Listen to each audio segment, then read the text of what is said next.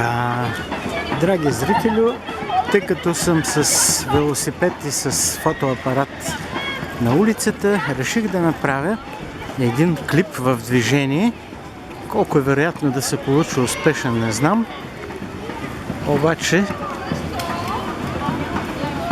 ще направя първо една-две такива пози и след това тръгвам с велосипеда, за да покажа как изглежда Русе. Разбира се, това е сградата на театъра или доходното здание, нататък продължава вече главната улица, по която след малко тържествено ще минем с велосипеда. Сега обаче отиваме в другата посока. Сигурно ще се наложи и да спирам от време на време. Така изглежда Русе през нощта.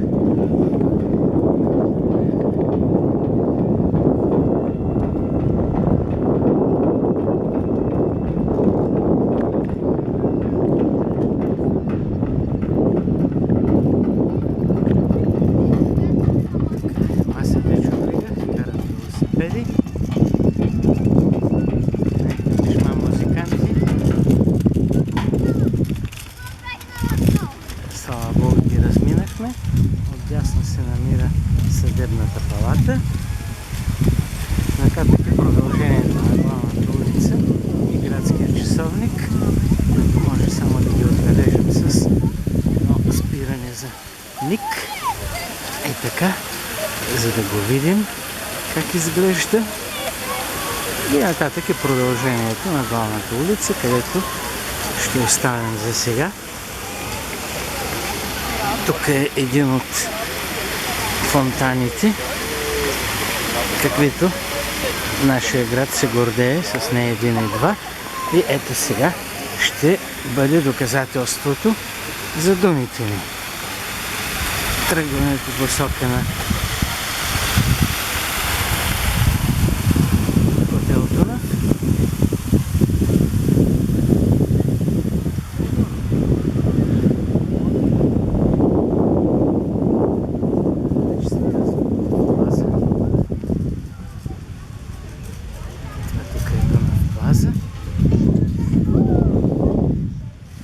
Всякъде щъкат дребни чудрига с тротинетки, велосипеди, което човек трябва да носи колата. Това е другата част на площада. Отсреща е сградата на общината, а тук ще се отбием за малко, за да видим операта и фонтана пред нея, което все пак е някаква атракция.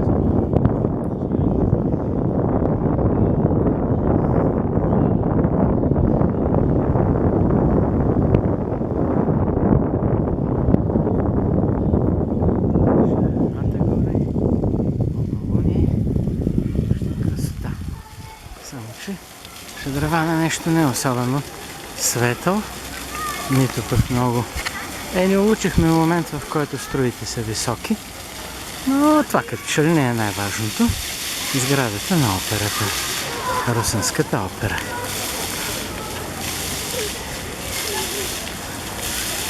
Да, виждат се все пак някакви струйки.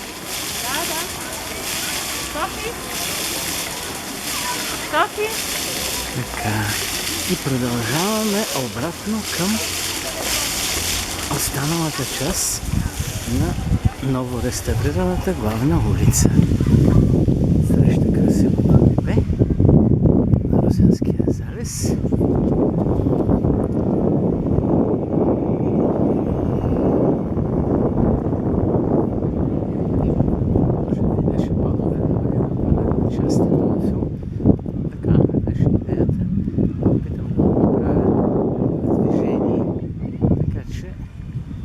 Колко ще е успешно. Сградата на общината от лявата страна. Срещу нас е паметника. Ни пропуснахме най-важния паметник. Хубава работа. Как можехме да го подминем? Да. Може да го снимаме и в гръб, а може да направим много обиколка от него.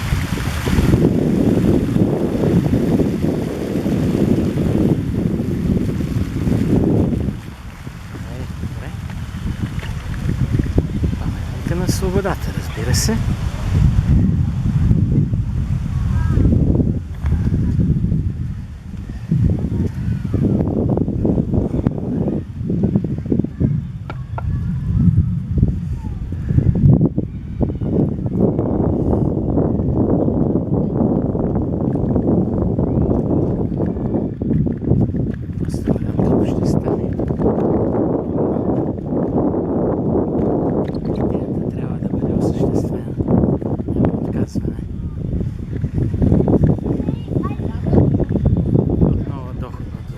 До нас и продължаваме нататък.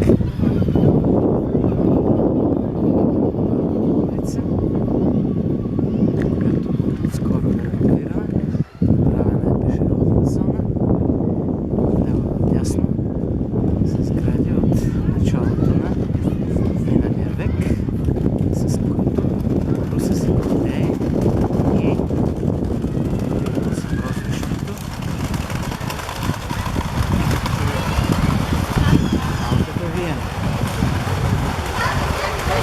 това пред нас е къщата на банкера Буров, с зелената фасада.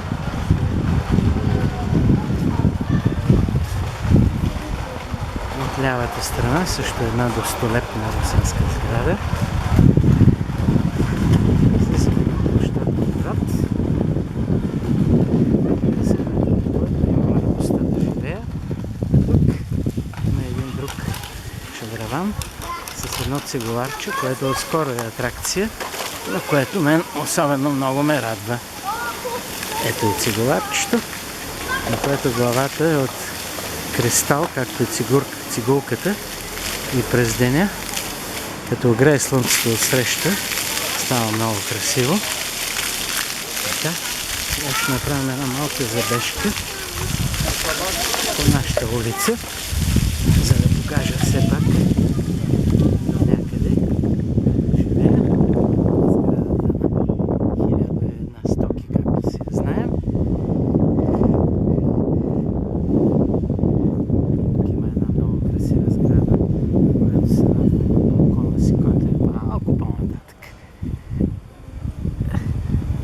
пред нея има голям бус.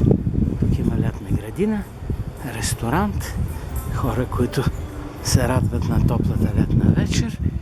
Ами ето това отсреща черното е грозния блок, в който живее и който въобще нищо интересно не представлява, но пък като се обърнем обратно, улицата за мен е доста красива.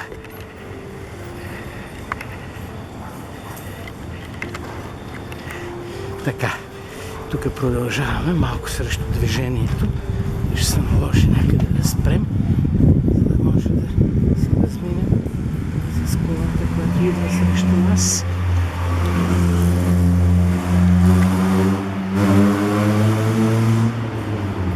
Така, то пък още един джип, не по-малък. Ще можем някоя фасада да поснимаме тук. И мисля, че още един джип. Какво става тук?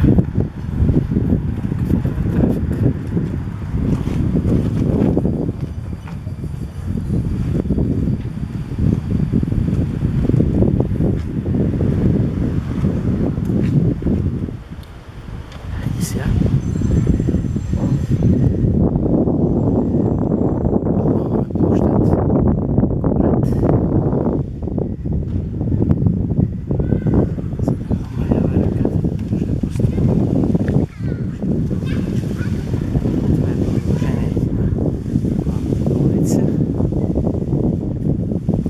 Същите сгради, които все пак успя Русе да опази като стил.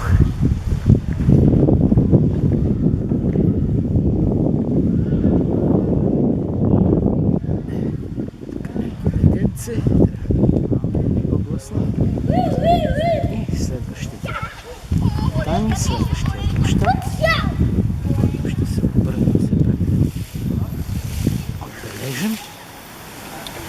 Абе, какво става? Това град, фонтаните, за които се доближа, моментално спират. Странна работа.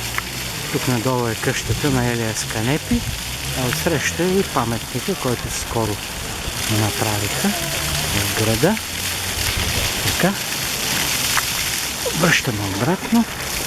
Една също доста приятна сграда. И продължаваме към стария Русенски площад, който всъщност е целта на краткото ни пътешествие. И улицата продължава в същия стил, с лампи и с цветарници.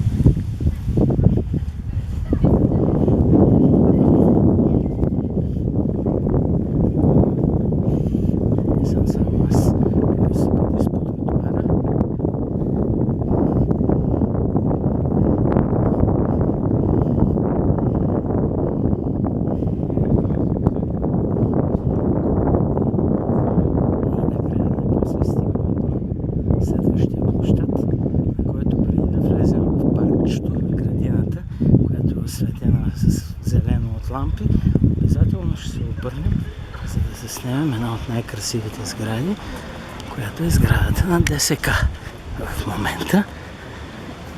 Така. Тук стана наистина едно много приятно място, което реновираха това лято. И ето как изглежда и тази градина.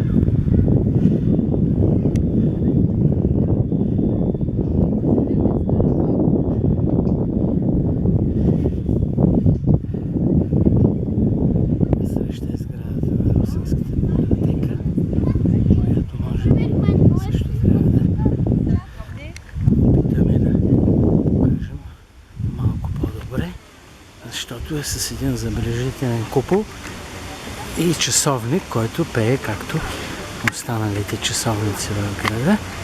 Имам предвид този на центъра. И тук един също доста красив фонтан, който стои пред историческия музей, който е сградата на първия български дворец.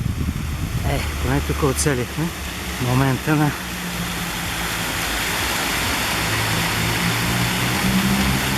сградата на двореца. Може би една обиколка около това шадраван ще даде по-пълна представа за това как изглежда. Стига да оцелея отсреща някакво ново заведение, което още не сме посетили. Ще му дойдем да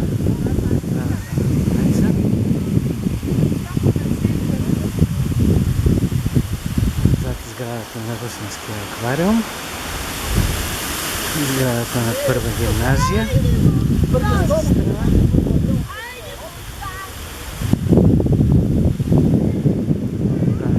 Правим кръг и се връщаме обратно на главната улица, може би с продължаващата се срещу нас сграда на Държавна спасителна каса, бившото, разбира се. Ще приключим и нашата обиколка в красивия български град Русе. Благодаря за вниманието и търпението.